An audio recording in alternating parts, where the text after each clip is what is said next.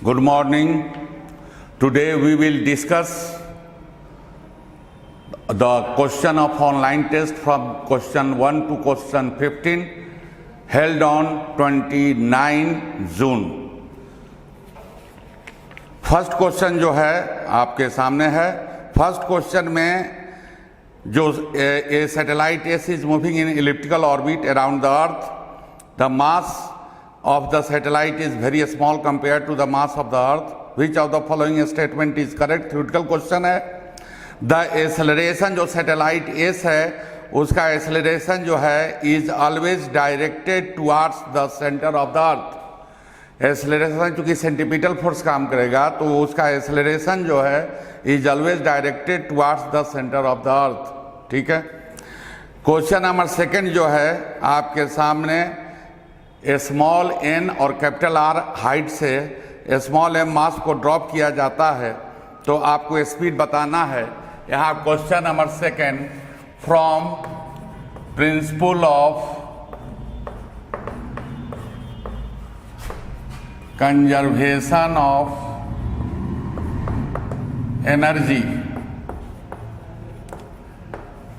1/2 mv square equal to G capital M small M by R minus G capital M small M upon 1 plus N into R. क्योंकि R plus H होता है तो are plus H होता है तो H का मान कितना है? N R. यहाँ पर जो है इसको सॉल्व कीजिएगा और वी स्क्वायर इक्वल टू कितना आएगा?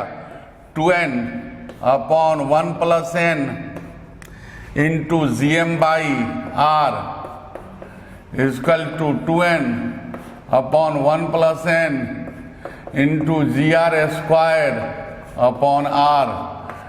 जी एम का मान कितना होता है? G R square. और v इक्वल टू हो जाएगा under root 2 G R N upon 1 plus N. ठीक है. ये आंसर आपका जो होगा वो डी होगा. चॉइस जो है डी है. समझ गए? देख लीजिए यहाँ पर काइनेटिक एनर्जी इक्वल टू कितना होगा? Kinetic energy equal to change in potential energy. ठीक है.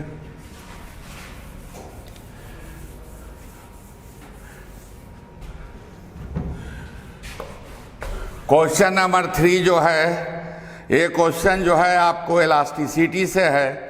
V equal to bulk modulus V equal to कितना होता है? Minus P upon delta V upon V equal to minus P V upon delta V. और delta V का mod लीजिएगा तो P V by B होगा. P V by B. New volume जो होगा, new volume V dash equal to V minus P V by B equal to V into 1 minus P upon B. ठीक है. और rho dash equal to कितना होगा? Rho dash equal to M upon V dash. और M की जगह क्या लिख सकते हो? Rho into V. और वी डैश का मान पुट करो 1 minus P upon B. V cancel और rho dash upon rho equal to 1 upon 1 minus P upon B. ठीक है. आ गया. रेशियो पूछ रहा था रो डैश बाई रो का.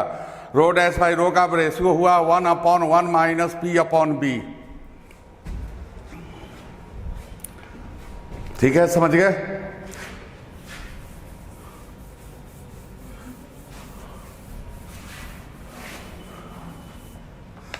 Question number 3. Question number 3 fluid mechanics से है. क्वेश्चन नंबर 3 आपके पास है, volume of the block. Volume of the block होगा m बाई रो. क्योंकि डेंसिटी कितना है? रो. अब थ्रस्ट होगा m by rho into sigma into g. ठीक है. Tension in the string is the net upward force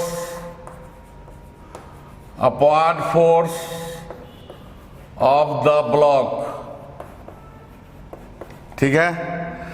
T बराबर कितना होगा, टी बराबर होगा एम, कितना है, M by rho into sigma into g, ठीक है। माइनस कितना हो जाएगा, एम जी बराबर 1 माइनस बराबर आपको हो जाएगा sigma by rho minus 1 into M G, और टी इक्वल टू होगा sigma minus rho upon rho into M G, ठीक है। टर्म से निकल गया sigma minus rho upon rho into M G. Question number 4 जो है,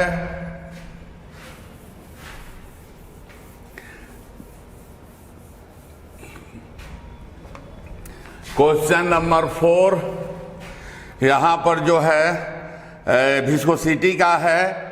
यहाँ पर टर्मिनल वेलोसिटी जब प्राप्त करेगा, जब कांस्टेंट वेलोसिटी जो प्राप्त करेगा, जब velocity of ball does not change, तो 6 पाई आर भी eta equal to M G equal to 4/3 pi R cube rho into g, ठीक है। एक आर से एक आर कैंसिल, आर स्क्वायर हो गया, पाई से पाई कैंसिल, ये 2 हो जाएगा, ये 3 हो जाएगा, और v इक्वल टू कितना हो जाएगा, v इक्वल टू होगा 2/9 R square rho G upon eta. v equal to होगा 2/9 R square rho G upon eta, और यहाँ पर अब जनरल फॉर्मूला लगाना होगा, वी स्क्वायर इक्वल टू कितना होता है, वी स्क्वायर इनिशियल क्या है 0, तो V square minus 0 equal to कितना 2gh, ठीक है। यहाँ पर फॉर्मूला क्या होता है, V square equal to V square equal U square plus 2gh, U 0 है।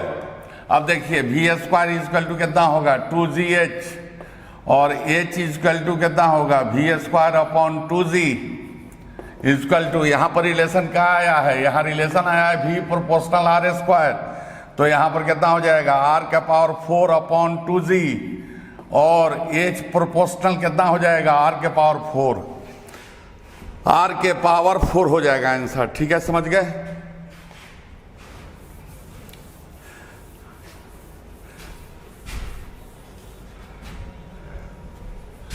क्वेश्चन नंबर 5, क्वेश्चन नंबर 5 हो गया। क्वेश्चन नंबर ए है 6, एसएचएम का क्वेश्चन है, और एसएचएम का क्वेश्चन जो है आपके सामने, block does not slip, block जब कब स्लिप नहीं होगा, जब मैक्सिमम फोर्स वेट के बराबर होगा, फ्रिक्शनल फोर्स के बराबर होगा। जब मैक्सिमम जो फोर्स होगा एसएचएम का वो फ्रिक्शनल फोर्स के बराबर होगा, एम ओमेगा स्क्वायर ए एक्स होगा, मास इंटू एक्सेशन होता है, एक्सेशन मैक्सिमम कितना हो गया omega square X, M into omega square X equal to कितना mu M G, M M cancel, और A max equal to mu G upon omega square, और A max equal to mu G T square upon 4 pi square, ठीक है। A max equal to mu G T square upon 4 pi square, ठीक है।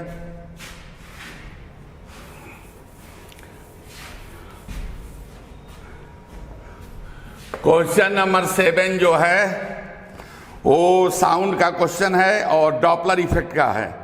यहाँ पर जो है question आपके पास है, question number 7, apparent frequency N dash equal to कितना होगा v plus v naught by v into N, v plus v naught का मान कितना है v/10 अपॉन v इंटू कितना n, और n डैश इक्वल टू कितना हुआ, n डैश इक्वल टू आ गया 11n अपॉन 10, और n dash minus n equal to 11n upon 10 minus n बराबर कितना हो जाएगा n/10।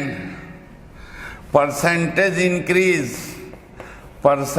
इंक्रीज होगा n dash minus n upon n into 100%। Value put कीजिएगा तो आंसर कितना आ जाएगा 10%, ठीक है। इसका वैल्यू पुट कीजिएगा एन डैश का, तो आ जाएगा, कटने के बाद सब कट जाएगा, कितना आंसर आ जाएगा 10%।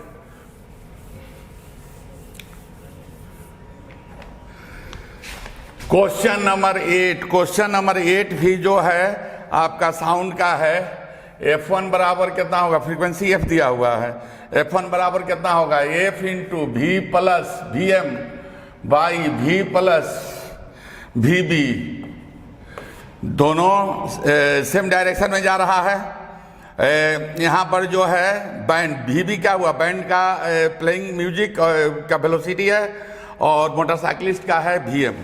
लेकिन VM बराबर VB बराबर कितना है U, तो F डैश बराबर कितना होगा, F V plus U upon V plus U, और कटने के बाद कितना आ जाएगा F2 बराबर कितना होगा, V plus VM by V minus VB into F V plus U by V minus U into F। और बिट्स फ्रीक्वेंसी जो होगा F2 माइनस F1, F2 का वैल्यू ये है, F1 का वैल्यू ये है, पुट कर दीजिएगा तो आ जाएगा answer 2FU upon V minus U, ठीक है, 2FU upon V minus U, ठीक।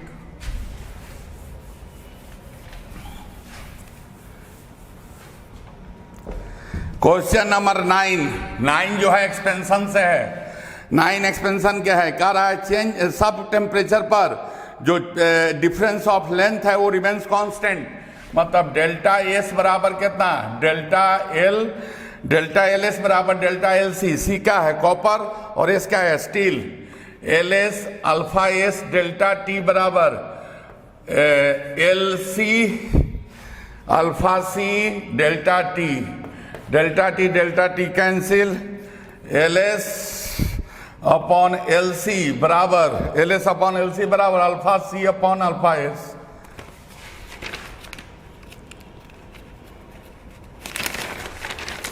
क्वेश्चन नंबर 10 जो है, क्वेश्चन नंबर 10 में ध्यान रखिए, 5 ग्राम वाटर 30 डिग्री सेंटीग्रेड पर है और 5 gram ice minus 20 degree centigrade पर है।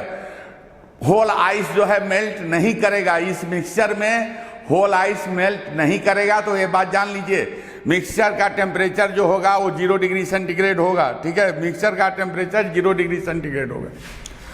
क्वेश्चन नंबर 11 जो है 10 का आंसर हो गया, वही आइस का जो होगा मतलब 0 डिग्री सेंटीग्रेड। यहाँ पर देखिए क्वेश्चन नंबर 11 P ये आपको थर्मोडायनामिक्स से है, P प्रोपोर्शनल V और P V का पावर -1 इक्वल टू कितना,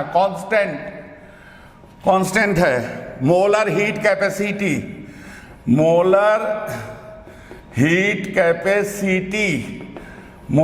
कैपेसिटी होगा R upon gamma -1 plus R upon 1 minus N, और यहां पर देखिए बराबर R अपॉन, यहां गामा क्या है, मोनोएटॉमिक है, क्या मोनोएटॉमिक है, तो 5/3 -1 प्लस R अपॉन 1 माइनस 1, और आपको सब सॉल्व कीजिएगा तो इसका आंसर कितना आ जाएगा 2R। इसका आंसर जो है 2R आ जाएगा, ठीक है। 2R मतलब चॉइस जो है B है।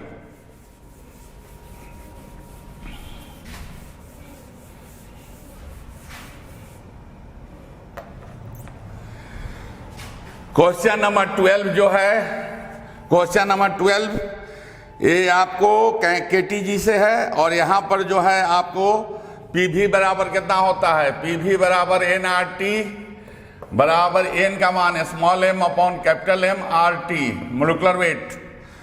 यहाँ पर जो है रो बराबर कितना होता है, रो बराबर m अपॉन V बराबर PV m अपॉन RTV भी क्या हो गया, कैंसिल, PM अपॉन कितना होगा, PM अपॉन RT, और रो बराबर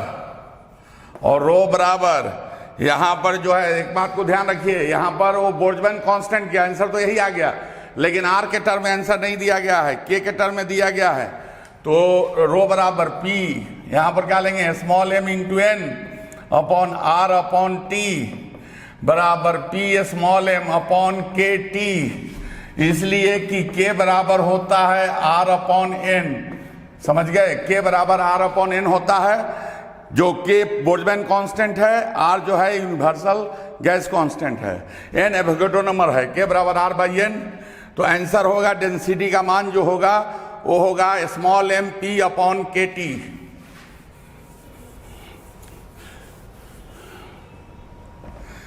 क्वेश्चन नंबर 30 देखिए, 30 में आपके सामने 2 मोल ऑफ वाटर है और 2 मोल वाटर है। यहाँ पर आपको प्रिंसिपल ऑफ कैलोरीमेट्री लगेगा, 2m हो गया, लीटर में है उसको हमने किलोग्राम में चेंज कर दिया, 2 इंटू 4.2 इंटू 10 के पावर 3 ग्राम में चेंज कर दिया। तो यहाँ पर 2 इंटू 4.2 इंटू 10 के पावर 3 इंटू कितना 55। चेंज इन टेम्परेचर कितना है, चेंज इन टेम्परेचर 20 और 75 है, तो चेंज कितना हुआ, चेंज इन टेम्परेचर 55 होगा। और इसका पावर कितना है 1 किलोवाट, और ले कितना रहा है, लॉस्ट कितना कर रहा है, लॉस्ट कर रहा है 160 जूल पर सेकेंड।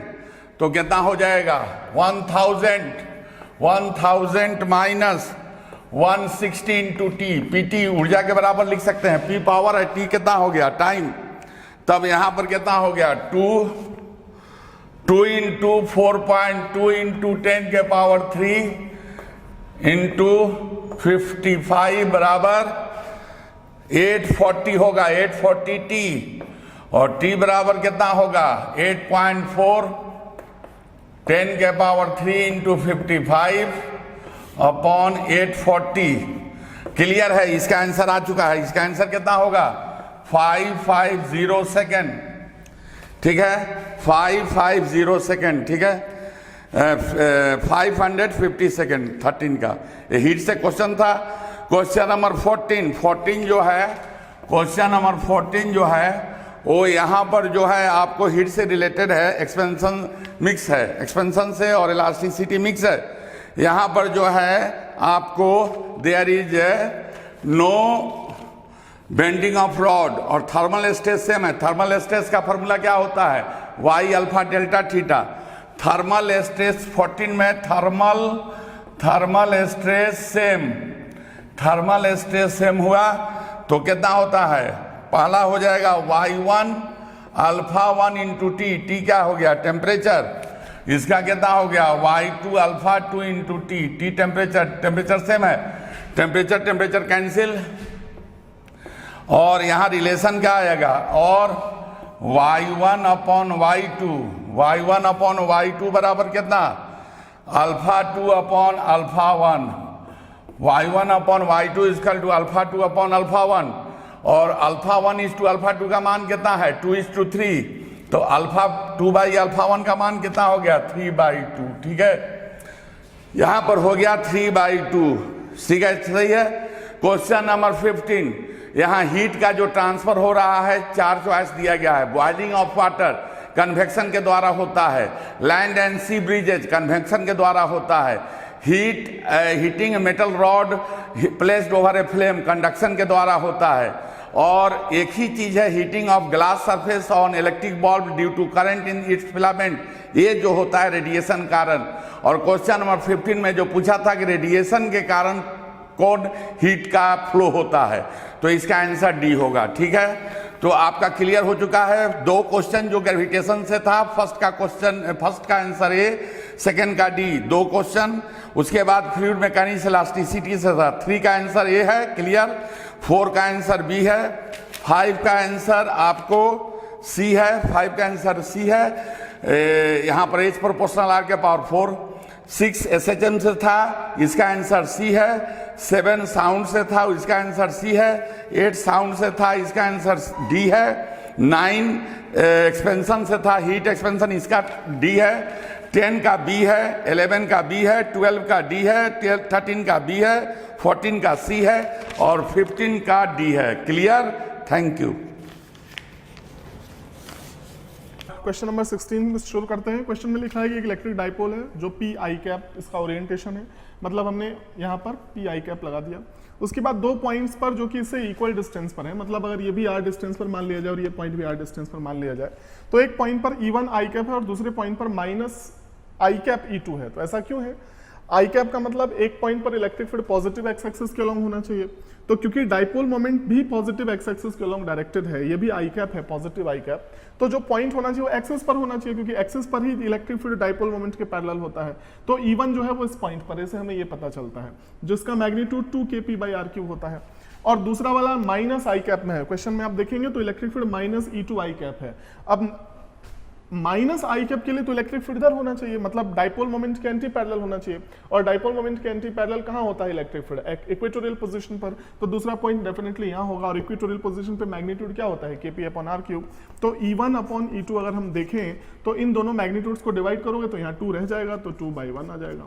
नेक्स्ट क्वेश्चन, इसमें 17 क्वेश्चन में दो सेम रेक्टेंगुलर प्लेट है, डायमेंशन सेम है, मतलब एरिया दोनों के सेम है। एक बार हमने मिड पॉइंट से पास होने वाले एक्सिस के अबाउट रोटेट कराया और एक बार एंड से पास होने वाले एक्सिस के अबाउट रोटेट कराया। दोनों केसेस में इंड्यूस्ड ईएमएफ का हमसे रिलेशन पूछा है, कौन बड़ा है कौन छोटा है, ये बताने के लिए कहा गया। तो भाई जब एरिया सेम है, किसी भी टाइम t पर जो एंगल एरिया वेक्टर और मैग्नेटिक फील्ड के बीच में बनेगा वो ओमेगा टी होगा, तो flux BA cos omega T यहाँ भी होगा, flux BA cos omega T यहाँ भी होगा। एरिया तो नहीं चेंज हो रहा है। डिफरेंशिएट करोगे तो d∅/dt with negative sign, EMF आपको यही यहाँ मिलेगा, ईएमएफ आपको यही यहाँ भी मिलेगा। मतलब एक्सिस चेंज करने से इन दोनों केसेस में फिलहाल तो हमें एरिया पर कोई फर्क नहीं पड़ रहा, मैग्नेटिक फील्ड पर कोई फर्क नहीं पड़ रहा, और एरिया वेक्टर हर एंगल पर जो मैग्नेटिक फील्ड के साथ एंगल बनाएगा वो भी दोनों केसेस में क्या है? सेम। इसलिए दोनों केसेस में अगर ईएमएफ E1 और E2 मानते हैं तो दोनों के मैग्नीट्यूड सेम होंगे। नेक्स्ट क्वेश्चन, हमारे पास एक कैपेसिटर है जिसपे चार्ज पॉजिटिव नेगेटिव है, बीच में हमने दो डाइलेक्ट्रिक स्लैब इंसर्ट किए, तो जो ये स्पेस बच गया, इनमें 3 पॉइंट्स क्वेश्चन में बने हुए हैं 1, 2, 3, और इन तीनों पॉइंट्स पर इलेक्ट्रिक फील्ड का हमें रिलेशन पूछा गया है कि कौन सा इलेक्ट्रिक फील्ड ग्रेटर है, छोटा है, क्या है। तो देखो इलेक्ट्रिक फील्ड डाइपोल के अंदर यहाँ कोई पॉइंट हो, यहाँ कोई पॉइंट है, तो वहां तो रिड्यूस हो जाता है, लेकिन डाइपोल के बाहर तो इलेक्ट्रिक फील्ड का मैग्नीट्यूड सेम रहता है। तो जस्ट एक थ्योरेटिकल क्वेश्चन है। तो ए पॉइंट 1, 2, 3 तीनों पॉइंट्स पर इलेक्ट्रिक फील्ड अगर E1, E2, E3 माने जाए तो E2, E3, E1 की वैल्यूज क्या रहेंगी? सेम, क्योंकि यहाँ तो पोलैरिटी होने की वजह से इलेक्ट्रिक फील्ड रिड्यूस होगा, लेकिन बाहर जहाँ पे स्लैब नहीं है, जहाँ पे डाइलेक्ट्रिक मटेरियल नहीं है, वहाँ पे इलेक्ट्रिक फील्ड्स के मैग्नीट्यूड क्या रहेंगे? सेम। नेक्स्ट 19 क्वेश्चन में हमसे लिखा गया है कि magnetic flux through a closed surface या क्लोज्ड लूप, ये फाई है और हमने इसको रिवर्स कर दिया, रिवर्स 180 डिग्री से इसको रोटेट कर दिया। तो जब 180 डिग्री से रोटेट करेंगे तो चेंज इन फ्लक्स क्या हो जाता है? 2 टाइम्स हो जाता है, 2 × 5 हो जाता है, ये हमें पता चल गया। और हमसे पूछा गया है चार्ज, तो चार्ज का फॉर्मूला हमने क्या पढ़ा था? Change in flux divided by resistance. Change in flux की वैल्यू कितनी है?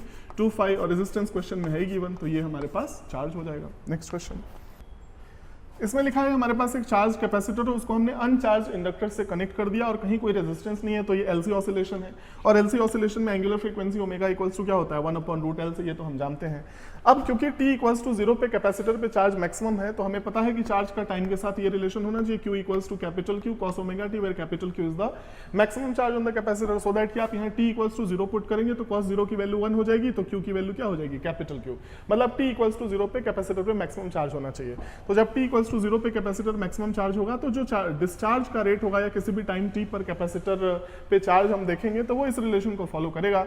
इसको डिफरेंशिएट करोगे तो ये sin ओमेगा t बन जाएगा, यहाँ माइनस आ जाएगा और ये Q ओमेगा मिल गया।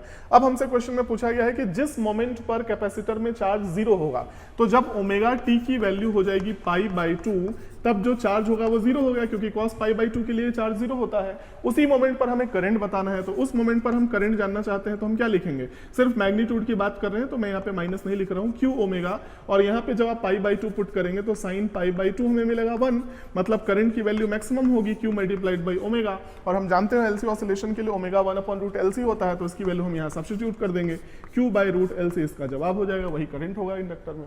नेक्स्ट नेक्स्ट क्वेश्चन में हमारे पास स्प्रिंग ब्लॉक सिस्टम है, तो ये अगर ऑसिलेट करता है तो इसका कुछ ना कुछ टाइम पीरियड होता है, वो हमें पता है।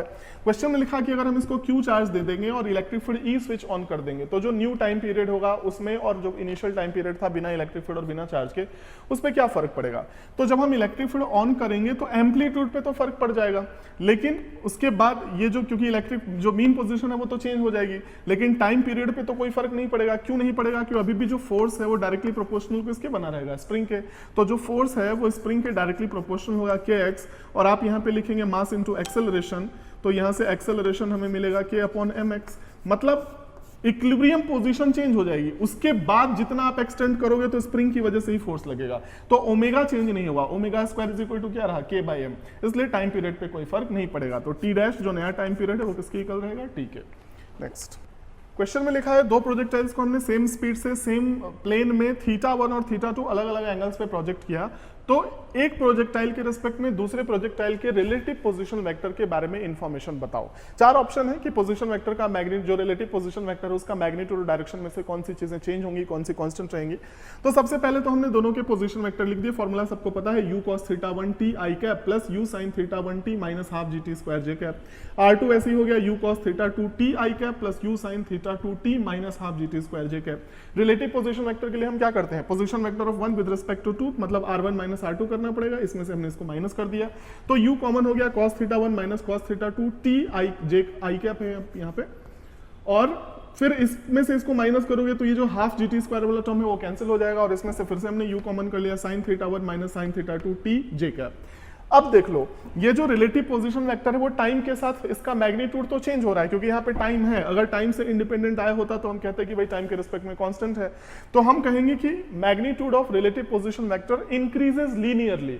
लीनियरली क्यों इंक्रीज हो रहा है, क्योंकि relative position vector is directly proportional to t, t के डायरेक्टली प्रोपोर्शनल है, तो इंक्रीजेस लीनियरली, लेकिन डायरेक्शन क्या है, कांस्टेंट है। क्यों है डायरेक्शन, अगर आप एक्स एक्सिस या वाई एक्सिस किसी के साथ एंगल कैलकुलेट करो tan phi, जैसे आप एक्स एक्सिस के साथ कैलकुलेट करो तो ये पूरा टर्म डिवाइडेड बाय ये पूरा टर्म, तो ut और ut कैंसिल हो जाएंगे, तो क्या मिलेगा हमें sin θ1 minus sin θ2 divided by cos θ1 minus cos θ2। तो देखो ये जो tan phi आया जो हमने पॉजिटिव एक्स एक्सिस के साथ कैलकुलेट किया है, ये टाइम से इंडिपेंडेंट है, मतलब direction remains constant with respect to time but magnitude increases linearly with time. ये इसका थर्ड ऑप्शन हो जाएगा।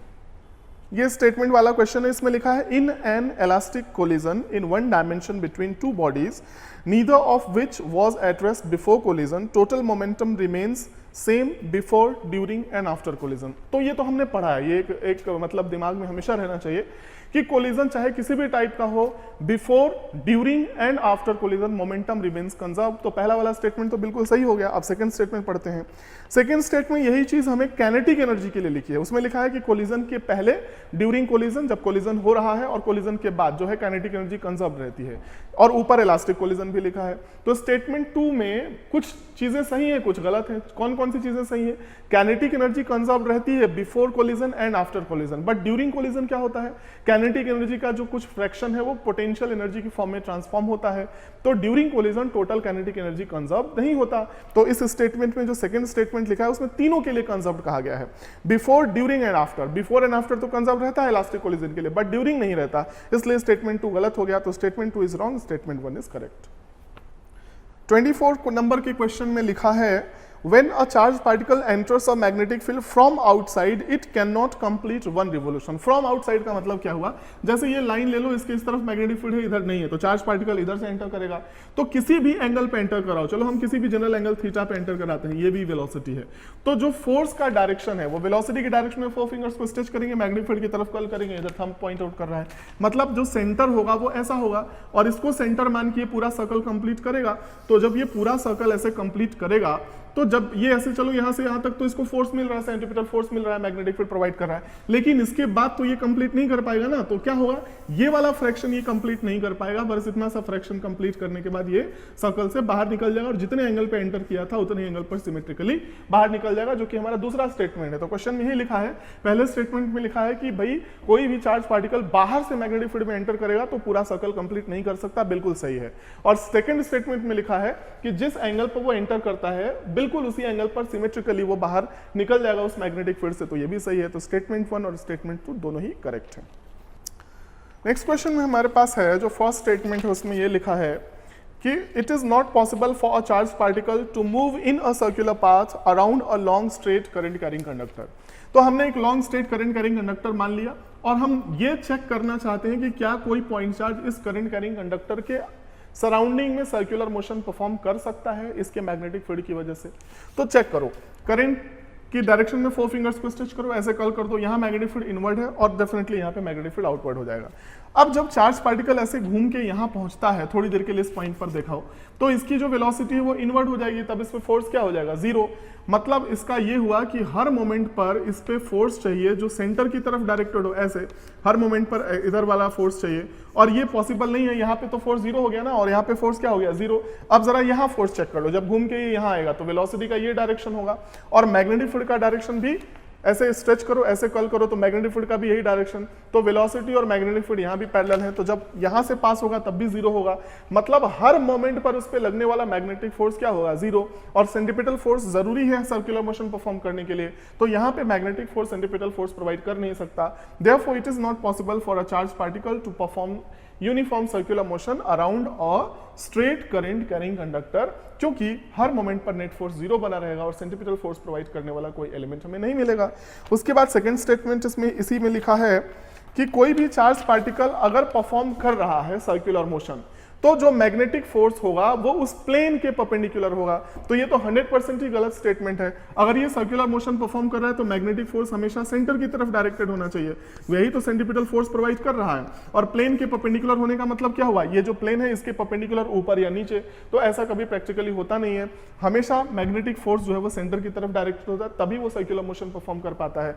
तो पहला वाला स्टेटमेंट करेक्ट हो गया, दूसरा वाला स्टेटमेंट गलत हो गया, तो ऑप्शन सी ऑप्ट कर लेंगे। अब हमें नेक्स्ट क्वेश्चन में लिखा है कि दो हमारे पास स्फेयर्स हैं, तो Q1 हमें इस पे जो चार्ज गिवन है वो है 3Q और इस पे जो चार्ज है वो है Q, ऐसा है। जब इनको वायर से कनेक्ट, अभी इनके बीच में लगने वाला फोर्स किसके डायरेक्टली प्रोपोर्शनल होगा, 3Q मल्टीप्लाइड बाई Q, तो 3Q into Q 3Q square हो गया। लेकिन अगर एक चार्ज इसमें से उस पर हम ट्रांसफर कर देंगे तो इस पे चार्ज कितना हो जाएगा, 2Q, और 2Q उस पे हो गया, 2Q उस पे हो गया, तो अब जो फोर्स है वो किसके प्रोपोर्शनल हो गया, 4Q स्क्वायर के। तो ये हमने पढ़ रखा है कि एक लिमिटेड अमाउंट तक ट्रांसफर होता है चार्ज, और जब दोनों पे चार्ज इक्वल हो जाता है तो फिर क्या होता है, उनके बीच में फोर्स का मैग्नीट्यूड जो है वो मैक्सिमम हो जाता है, और उसके बाद फर्दर ट्रांसफर होगा चार्ज तो वापस से फोर्स का मैग्नीट्यूड डिक्रीज होने लगता है। तो होगा क्या, जिसका पोटेंशियल ज्यादा है उससे कम पोटेंशियल वाले स्फेयर पे चार्ज ट्रांसफर होगा, जब तक इनका पोटेंशियल सेम नहीं होता। तो पोटेंशियल सेम होने से पहले एक पॉइंट ऐसा आएगा कि इनके बीच में जो चार्जेस होंगे उनके मैग्नीट्यूड सेम हो जाएंगे, लेकिन स्टिल चार्ज एक दूसरे पे ट्रांसफर होगा। तो जहां पे पोटेंशियल जब तक सेम हो जाता है तब तक के बीच में फोर्स क्या होगा, पहले इंक्रीज करेगा और उसके बाद डिक्रीज करेगा। नेक्स्ट, रॉड को हमने थीटा एंगल से ऐसे रिलीज किया और तो फिर ऑसिलेट करेगा, इसका टाइम पीरियड बताना है। तो टॉर्क के लिए mg रिस्पॉन्सिबल है, mg का इधर वाला कंपोनेंट mg sin थीटा, ये परपेंडिकुलर डिस्टेंस l/2, तो torque equals to I alpha लगाएंगे। पहले इसको मैंने यहाँ लिख दिया, I की जगह पे ml²/3 क्योंकि एक्सिस ऑफ रोटेशन एंड से पास हो रहा है, mg l/2 sin थीटा, इसको सिंप्लीफाई कर लिया तो अल्फा की वैल्यू 3g/2l इंटू थीटा आ गई। यहाँ पे छोटा सा कॉन्सेप्ट जो हर बार हम यूज करते हैं, sine theta for small angles के लिए थीटा से रिप्लेस किया जा सकता है। अब ये जो पूरा होता है ये ओमेगा स्क्वायर होता है, मतलब हमें ओमेगा मिल गया, और time period 2π/ω that is 2g/3l। Next question में ये जो क्वेश्चन है हमारे पास क्वेश्चन नंबर 28, ये स्ट्रेस्ड वायर पोटेंशियोमीटर का क्वेश्चन है। ए से बी के बीच का जो रेजिस्टेंस आर ए बी है वो 9R है, ईएमएफ इसका ई है, ये स्मॉल आर है। तो इसमें करंट फ्लो होगा, क्योंकि क्वेश्चन में लिखा है इसमें नो डिफ्लेक्शन, उस कंडीशन की बात कर रहे हैं। जब इसमें नो डिफ्लेक्शन है तो इस डायरेक्शन में कोई करंट फ्लो नहीं होगा, जब इसमें करंट फ्लो होगा तो इसका टोटल रेजिस्टेंस R + 9R हो जाएगा। तो E divided by R + 9R मैंने यहाँ पे लिख दिया है, तो R + 9R हो गया 10R। तो ये तो हमें करंट पता चल गया। अब A से लेके B के बीच का जो पोटेंशियल डिफरेंस है वो क्या होना चाहिए, I इंटू आर। आई की जगह पर हमने लिख दिया E डिवाइडेड बाई 10R जो हम ऑलरेडी कैलकुलेट कर चुके हैं, और A और B के बीच में 9R रेजिस्टेंस हमने पुट कर दिया, 9/10 इंटू E, ये हमें A और B के बीच का पोटेंशियल डिफरेंस पता चल गया। अब L1 मान लिया हमने वो वाला लेंथ जिसके कोरिस्पॉन्डिंग हमें इसमें डिफ्लेक्शन नहीं मिला है। अब L1 के कोरिस्पॉन्डिंग जो पोटेंशियल होगा वही पोटेंशियल इस बैटरी का EMF होना चाहिए, क्योंकि जब इधर कोई करंट नहीं जाएगा तो इन दोनों पॉइंट्स के बीच का पोटेंशियल डिफरेंस इन दोनों पॉइंट्स के बीच के पोटेंशियल डिफरेंस के बराबर होगा। अब यहां से यहां तक का पोटेंशियल E/2 है, तो L1 का भी पोटेंशियल क्या होना चाहिए, E/2। तो इसको मैंने यहां पे लिखा V corresponding to L1 must be equal to potential gradient multiplied by L1। Potential gradient क्या होगा, यहां से यहां तक का टोटल पोटेंशियल डिवाइडेड बाय यहां से लेके यहां तक का टोटल लेंथ। तो हमने इसकी वैल्यूज यहां पे सब्स्टिट्यूट कर दी, जो भी हमने वहां VAB कैलकुलेट किया वो यहां लिख दिया 1/L, और ये L1 एज इट इज लिखा, और ये जो L1 के अक्रॉस पोटेंशियल वो किसके बराबर होना चाहिए, E/2। तो E/2 से हमने इसे इक्वेट कर दिया, तो ये जो है E तो दोनों साइड से कैंसिल हो जाएगा और L1 की वैल्यू 5/9L आ जाएगी। क्वेश्चन में हमारे पास लिखा है एक स्फीयर है सॉलिड और इनिशियली ये रेस्ट पर है, मतलब हर पॉइंट के अबाउट इसका एंगुलर मोमेंटम 0 है। सेंटर से किसी पर्टिकुलर हाइट पर हमने एक इंपल्सिव फोर्स से हिट किया, और हिट करने के जस्ट बाद ये प्योर रोलिंग करना शुरू कर देता है। प्योर रोलिंग करने का मतलब हुआ सेंटर ऑफ मास की वेलोसिटी v और ये जो एंगुलर वेलोसिटी है ओमेगा वो v equals to r omega से रिलेटेड होंगे। अब जिस पॉइंट पर हमने हिट किया इस पॉइंट के अबाउट इस फोर्स का टॉर्क तो 0 होगा। इस पॉइंट के अबाउट नॉर्मल का जो टॉर्क है अगर हम देखें तो नॉर्मल यहां लगेगा वो ऊपर होगा और mg यहीं पे नीचे होगा। तो नॉर्मल का जो इस पॉइंट के अबाउट टॉर्क है वो तो एंटी क्लॉकवाइज है ऐसे, जबकि mg का सेम पॉइंट के टॉर्क है वो इस तरह से डायरेक्टेड होगा। तो नॉर्मल और mg के जो टॉर्क है वो p पॉइंट के अबाउट इक्वल एंड ऑपोजिट होंगे, तो नेट टॉर्क हम दोनों का भी 0 होगा। मतलब p एक ऐसा पॉइंट है जिसके अबाउट नेट टॉर्क 0 है, इसलिए एंगुलर मोमेंटम p पॉइंट के अबाउट कंजर्व्ड रहना चाहिए before hitting the sphere and after hitting the sphere, इसलिए मैंने LP इक्वल्स टू 0 लिख दिया। अब किसी भी रोलिंग ऑब्जेक्ट का एंगुलर मोमेंटम हम कैसे लिखते हैं, mvr परपेंडिकुलर और I ओमेगा दोनों का हम वेक्टर एडिशन करते हैं। तो mvh देखो वेलोसिटी का तो ये है डायरेक्शन और यहां से यहां तक का परपेंडिकुलर डिस्टेंस h हमने अपने मन से मान लिया, तो mv multiplied by h direction देखो ऐसे स्ट्रेच किया, इस पॉइंट की तरफ घुमा दिया, हम किधर पॉइंट आउट करें आउटवर्ड, इसलिए हमने इसको पॉजिटिव लिया। अब ओमेगा तो ऐसे होगा, तो आई ओमेगा का जो डायरेक्शन है वो इनवर्ड होगा, इसलिए हमने उसको माइनस साइन के साथ लिखा। आई की जगह पे 2/5 mr स्क्वायर ओमेगा और v की जगह पे r ओमेगा पुट करते हैं क्योंकि प्योर रोलिंग हो ही रही है, और इसे सिंप्लीफाई करके h 2/5 आ रहा है। लेकिन क्वेश्चन में हमें कहां से हाइट बताना है, ग्राउंड से, तो ये h हमें पता चली गया, यहां से यहां तक का डिस्टेंस r है ही, तो h is equal to small h plus r plus 2/5r 7/5r इसका आंसर हो जाएगा। इसमें हमें मैग्नेटिक फील्ड इधर x एक्सिस के लॉन्ग डायरेक्टेड गिवन है, ये हमारा y एक्सिस है और ये z एक्सिस है। तो क्वेश्चन में हमें लिखा है, हमसे बताने के लिए कहा गया है, नहीं इसमें एक्सिस थोड़ा डिफरेंट है, ये हमारे पास x एक्सिस है, ये y है जो क्वेश्चन में आपके है, और ये z एक्सिस है, ठीक है ये। हाँ, तो ओरिजिन से कोई चार्ज पार्टिकल अल्फा एंगल पर YZ प्लेन में एंटर करता है, तो फोर्स इस पे किधर लगेगा, ऐसे वेलोसिटी की तरफ स्ट्रेच करो, मैग्नेटिक फील्ड की तरफ कॉल कर दो इनवर्ट फोर्स अप्लाई होने की वजह से ये जो चार्ज पार्टिकल है वो इस मोशन में ऐसे मूव करना शुरू कर देगा। तो ऐसा मोशन करने की वजह से अब ऑप्शन देख लो कि कौन कौन से हैं। It's x coordinate will never be positive, it's y and z coordinates cannot be 0 at the same time। तो x कोऑर्डिनेट इसका कभी भी पॉजिटिव नहीं होगा क्योंकि ये yz प्लेन में रिवॉल्व करने की वजह से x एक्सिस के अलोंग नहीं ट्रैवल कर पाएगा, इसका ऑप्शन ए गिवन है।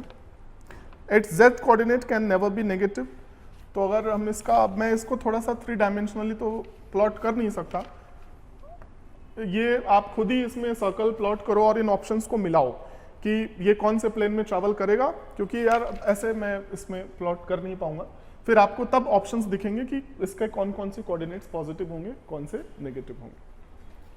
31 ऑनवर्ड्स, 31 to 45। बहुत सिंपल क्वेश्चन पूछा था, सब बनाए होगे मुझे पूरी आशा है ना। इस बार मैंने बहुत सिंपल क्वेश्चन दिया था सारे बच्चों के लिए। बड़ा 31 में कहता है Boolean function gives is for which gate, y दिया हुआ है, आउटपुट दिया हुआ है AB bar plus BA bar. मैंने बताया था ये कुछ नहीं है बल्कि बाइनरी सम है, और यह देता है कौन, बाइनरी सम कह रहा है, नॉट बोलियन सम। ये देता है एक्स और गेट सर, यह है हमारा एक्स और गेट। सर वाई मिलेगा A B bar plus B A bar, यह है एक्स और gate. So your choice is answer C. कोई दिक्कत नहीं। चलो आते हैं क्वेश्चन नंबर 32 पे।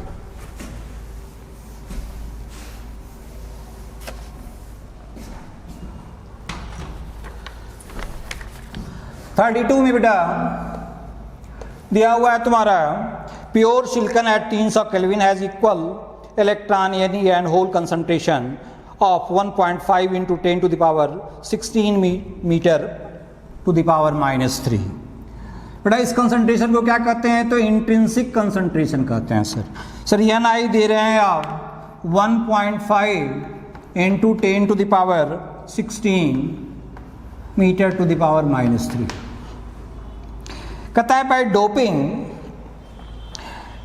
Whole concentration increases to NH हो जाता है हमारा 4.5 into 10 to the power 22 metre to the power -3। ये नहीं पूछा जा रहा है आपसे, तो आप जानते हो सर ने मास एक्शन लॉ दिया है क्या? सर ने नहीं दिया, आइंस्टीन ने दिया है, यानी इंटू NH बराबर NI का स्क्वायर। आप कहोगे कि sir NE is equal to हो गया क्या? तो NI का square by NH।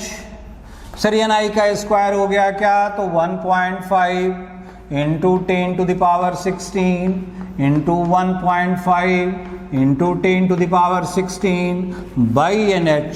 Sir 4.5 into 10 to the power 22।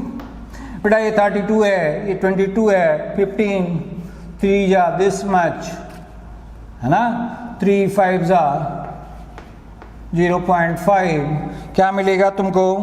तो 5 into 10 to the power 9 22 9 31। So answer is B. आते हैं क्वेश्चन नंबर 33 पर।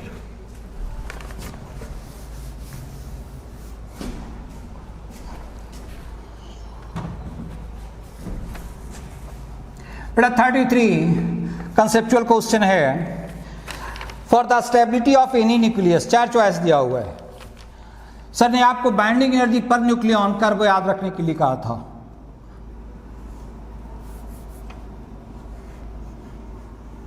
सबसे ज्यादा स्टेबल कौन? तो आयरन 8.8 मेगा इलेक्ट्रॉन पर volt binding energy per nucleon versus mass number curve. 56 iron 8.8 mega electron volt. यहां दे रहा है स्टेबिलिटी ऑफ एनी न्यूक्लियस, क्या होगा? बोल फला चॉइस ही कहेंगे binding energy per nucleon will be more होना चाहिए, है ना। So answer is correct. 35 number question में कहता है volume of nucleus is directly proportional to. बेटा वॉल्यूम कह रहा है तो तुम कहोगे सर वॉल्यूम कहते हैं प्रोपोर्शनल होता है R का पावर Q का, और आपने पढ़ाया है R is equal to R0 A to the power 1/3। मतलब RQ प्रोपोर्शनल होगा किसका? तो Q करेंगे तो यह कहोगे R0 A होगा सर। सो V प्रोपोर्शनल हो जाएगा किसका? तो मास नंबर का। So volume is proportional to the mass number. So this is your 35 number question. Choice is A। Now come to 36।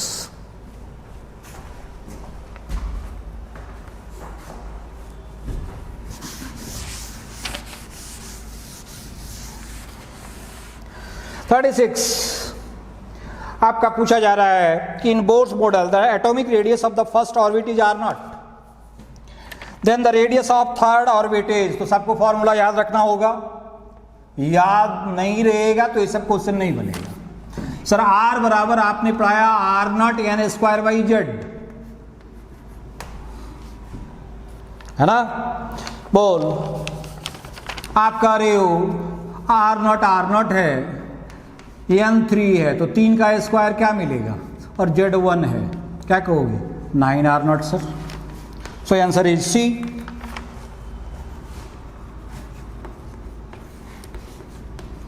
Come to 37 number question. सब एकदम simple question पूछा है सबसे। अभी सब नहीं बनाया होगा, कंपटीशन में ये सब क्वेश्चन कई एक बार फ्रीक्वेंटली अपीयर होता है। 37 नंबर क्वेश्चन में कहता है ionization potential of hydrogen atom is 13.6 electron volt. The energy required to remove the electron from third orbit of hydrogen atom is, third orbit की बात किया जा रहा है। आप कहोगे कि sir E3 is equal to, आपने पढ़ाया हमको क्या, -RHC that is -13.6। Hydrogen atom ही है, जेड हम 1 ले लेंगे, Z2/N2 लिखा है सर आपने। nth ऑर्बिट की सर En होगा हमारा क्या, -13.6 Z2/N2।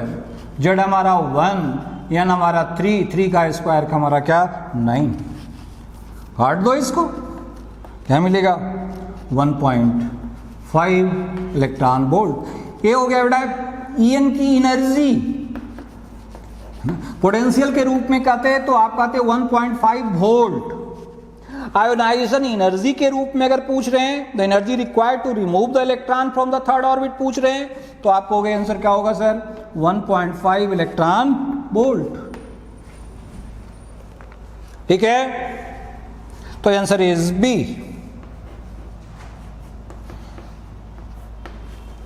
Come to 38 number question.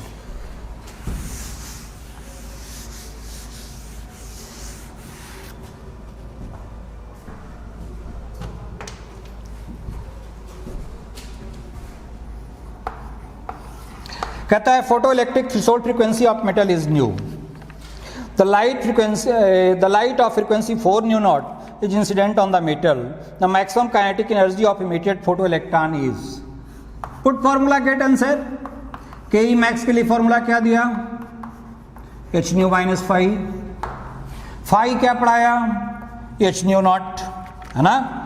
और यहाँ न्यू दे रहा है बेटा 4 न्यू, तो आप क्या कहोगे 4h न्यू जो दे रहे हो सर, और यह होना चाहिए हमारा क्या h न्यू, है ना, क्योंकि यहाँ दे रहे हो न्यू नॉट का नाम दे रहे हो न्यू, और न्यू जो है वह दे रहे हो 4 न्यू। तो 4 में 3 जाएगा, क्या मिलेगा 3h nu. So answer is B.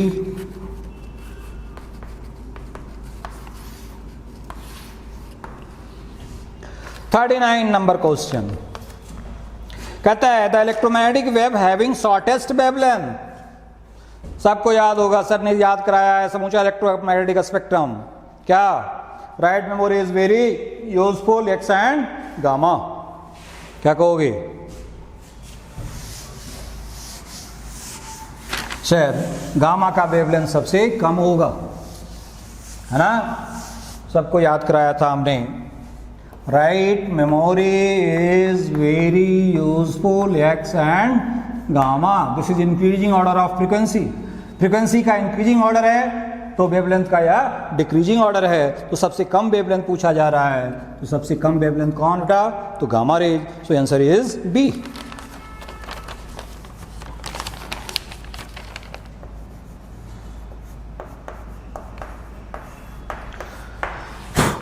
Forty number question में आते हैं।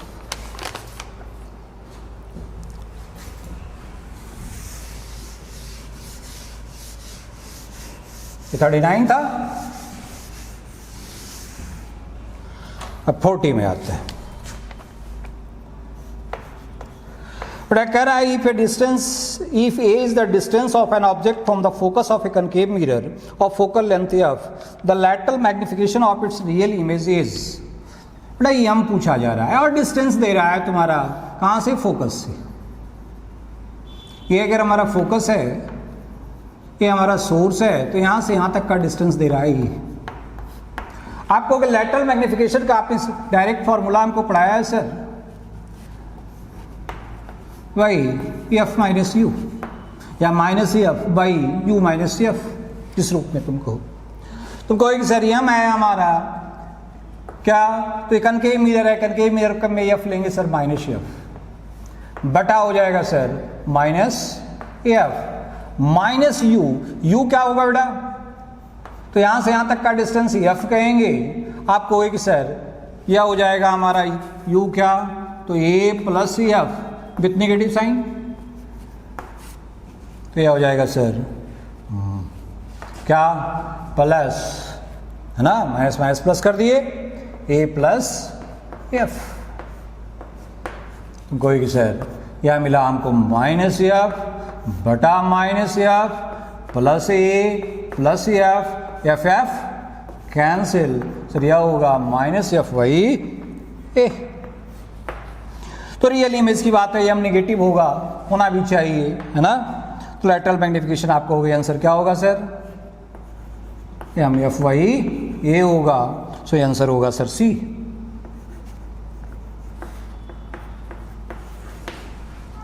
क्लियर। आते हैं 41 नंबर क्वेश्चन।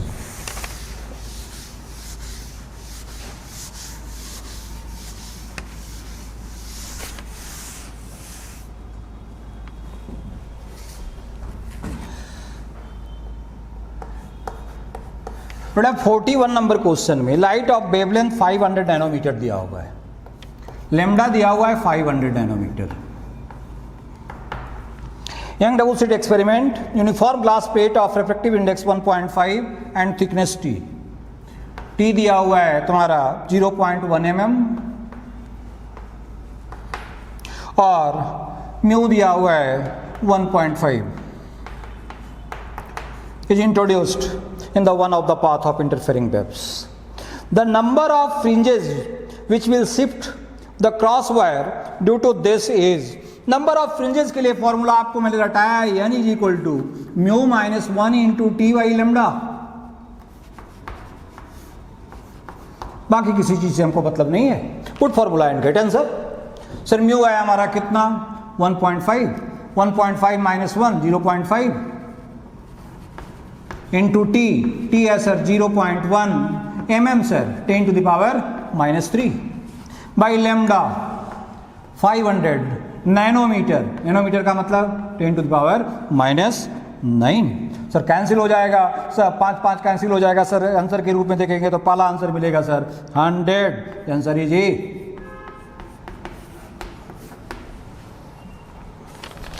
आते हैं 42 नंबर क्वेश्चन पे।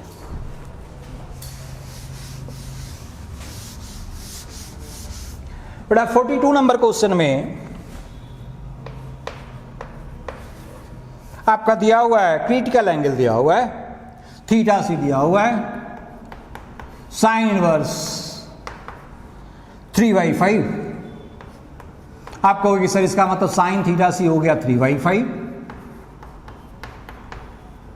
सर साइन थीटा सी कहते किसको है बेटा, तो 1/μ को, तो 1/μ हो गया सर 3/5, तो म्यू क्या हो गया, तो म्यू हो गया sir 5/3। Sir angle of polarization पूछ रहे हो, सर एंगल ऑफ पोलराइजेशन के लिए फॉर्मूला आपने दिया है tan theta p is equal to mu.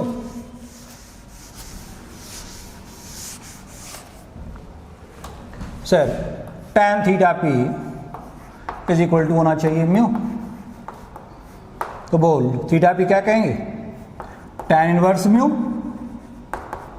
और म्यू कितना है तो 5/3 है, तो थीटा p हो गया sir tan inverse 5/3, answer is B. Now come to 43.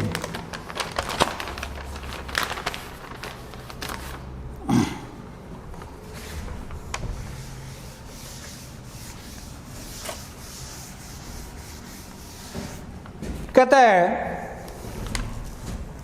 a clear sheet of Polaroid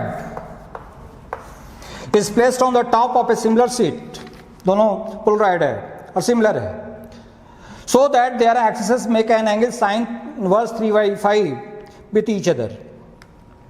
The ratio of intensity of emergent light to that of unpolarized incident light is what?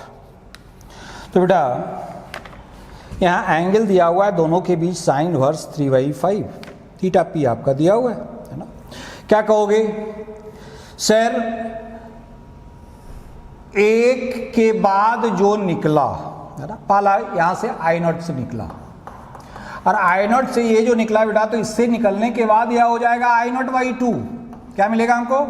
I not by 2। और इससे दूसरा जो chloride है वह inclined है certain angle theta पर। तो कोई कि सर इससे जो निकला वह अगर हमारा आई है तो यहां आई के लिए फॉर्मूला हो जाएगा क्या? तो आई नॉट बाई 2, इसके लिए हम देखेंगे। तो यह हो जाएगा sir I not by 2 cos square theta P. अब बोल कितना मिलेगा हमको? सर यह हो जाएगा, हमको पूछा जा रहा है क्या, ratio of intensity of emergent light to that of unpolarized light, I by I naught पूछा जा रहा है सर। क्या हो जाएगा 1/2 into cos square sine inverse 3/5 है, साइन थीटा पी 3/5 है। तो कॉस थीटा पी क्या कहेंगे? 4/5 कहेंगे। तो कॉस स्क्वायर क्या कहेंगे? तो 16/25, 2 8 जा 16, 8 is to 25, so answer is D। कोई दिक्कत? Now come to question number 44।